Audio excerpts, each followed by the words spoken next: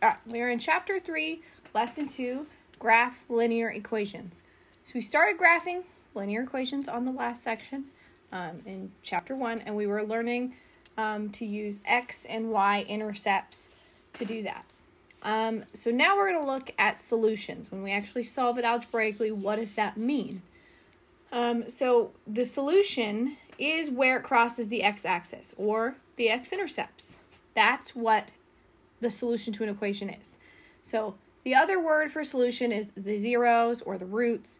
You can call it quite a few different things here. And one thing we do need to pay attention to is sometimes there is no solution. And what that means is that it never crosses the x-axis.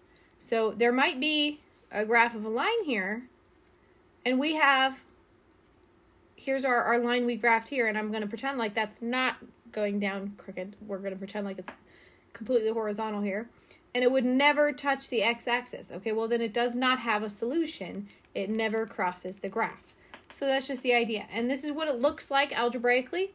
When we get down to the end, we have an answer that says 1 does not equal 2. We'd actually have 1 equals 2, and we'd say, nope, that's not true, and we cross it off. Okay, so that's what it looks like, and we're actually going to see that here on the next page. I'm going to change. I think I changed this on the last one. I forgot to change it back. Close that. And I like my blue for whatever reason. All right, let's go to the next page here. And we're going to take a look at a few examples. So we're going to solve each equation. So remember, solve means we want to know what does x equal. So we're going to start getting x all by itself. First we ask, what is being done to the x? What's being added or subtracted is the first thing we want to do. We're adding 6, so we're going to do the opposite, and we're going to subtract 6 from both sides here. So 0 minus 6, that's negative 6. 2/5 x just comes down, and then 6 minus 6 cancels out. So now we're left with a fraction being multiplied by the x. Remember, this means multiplication and division. So I'm going to do the opposite. I'm going to divide by 2, and I'm going to multiply by 5 on both sides of the equation here. What that does is 2 divided by 2 cancels down to 1. 5 divided by 5 cancels down to 1. And we just have x equals, I know I'm going backwards, doesn't matter if it's the number equals x or x equals the number, means the same thing. So with this one, we can multiply across the top. 5 times negative 6 is negative 30. Divided by 2, because we still have divided by 2, we can't just leave it like that. We need to actually divide by 2. This is an even number, so I know it divides by 2. So negative 30 divided by 2 is negative 15. Okay, so x is negative 15. That's where it crosses the x-axis, is at negative 15. All right, this guy, let's go ahead and start solving this one. And we have a constant on both sides. We have a variable on both sides. We need to just pick something to move when that happens. Doesn't really matter what you choose. You just need to choose one of the 4 pieces. So I'm going to go ahead and pick this negative 3x, and I'm going to add to both sides. Then I have 2. These cancel, equals 6, and these guys cancel. Because negative 3x plus 3x, these are opposites. They cancel down to 0. Negative 3x plus 3x, these also cancel down to 0. So now we're left with this weird situation. 2 equals 6. Well, does 2 equal 6? No, it does not. So this is not true. It's kind of weird. We know that's not true. 2 does not equal 6. So this means no solution. That's all it means when you run into something like this. You can always go back, check your math, make sure you didn't, add when you were supposed to subtract or something like that. But it doesn't mean it's wrong. It just means that as long as our math is correct, no solution. All right. Antony, I think is how you say that. Antony's class, or Antony, maybe.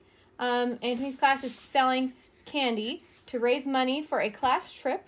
They paid $45 for the candy. So we know how much they paid already. They are selling the candy for $1.50 each. So they're giving us a story here. Instead of just giving us an equation, they're telling us what each piece represents. So the function y equals 150x minus 45 represents their profit, y, when they sell x candy bars. So if we write this down here so I can actually mess with it, we already know this is the cost. This is what they're selling each candy bar for.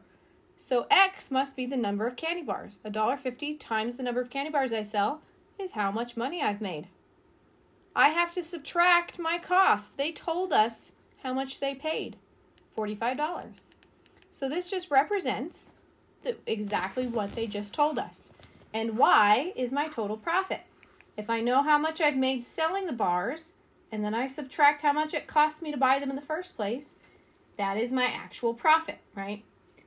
Remember, this is not the profit because I have to take away what it's already cost me to start up. So that's why we have to subtract the 45. All right, find the 0 and describe what it means in the context of this situation. So when it says find the 0, what it wants me to do is make the y 0. Okay, so we'll have 0 equals 1.5x minus 45, and now we just solve for x. So we did this in the previous section. We found the x-intercept by making y 0. This is the exact same idea.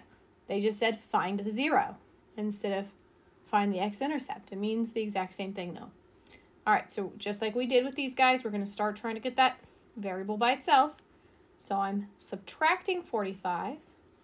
I'm going to add 45 to both sides. Whoops, did not mean to cross off my 45. So 0 plus 45 is 45. I'm going to bring my 150x down. I haven't done anything with that. Negative 45 plus 45, these are opposites, so they cancel out to 0. So now I just have to deal with this multiplication. The opposite of multiplication is division. And in this case, so you could definitely do this on paper if you wanted to. You could say how many 15s. If I pretend like that decimal is not there, how many 15s do I need to get to 45? So that's 2. Oh, sorry. And that's 3. 1, 2, 3. Remember, it wasn't 15. So because I moved that decimal over 1 to do it this way, I'd have to do the same thing here. I'm going to have to move the decimal over 1 more to take into account that I cheated. I moved the decimal. So it'd be 4. No, I'm sorry. I'm teasing you.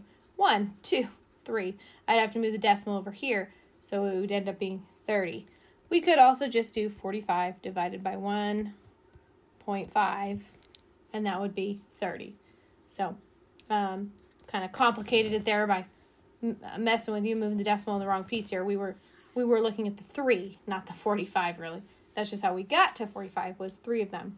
But this is just an idea of mental math, you know. I just ignored that decimal for a second, and I said, okay, I know 15 goes in 3 times, so I can move that decimal over and it'll be 30. So what does this mean? We have to explain in the context of this situation. So what it means is they need to sell at least 30 candy bars. Oops. Candy bars. And this is, they need to sell this many candy bars to not lose money. To not lose any money. What we call this, when we're actually calculating it for money, it's the break-even point. So I'm giving you a little bit more than you need here, but that's the idea, is they're breaking even. Meaning they haven't made anything, they haven't lost anything if they've sold 30 candy bars. Because that would bring this to 0. It would mean they've literally sold $45 worth of candy bars. They spent $45, so they haven't made anything, they haven't lost anything. As soon as they sell 31 candy bars, now they're making money. But if they only sell 29, they've lost money.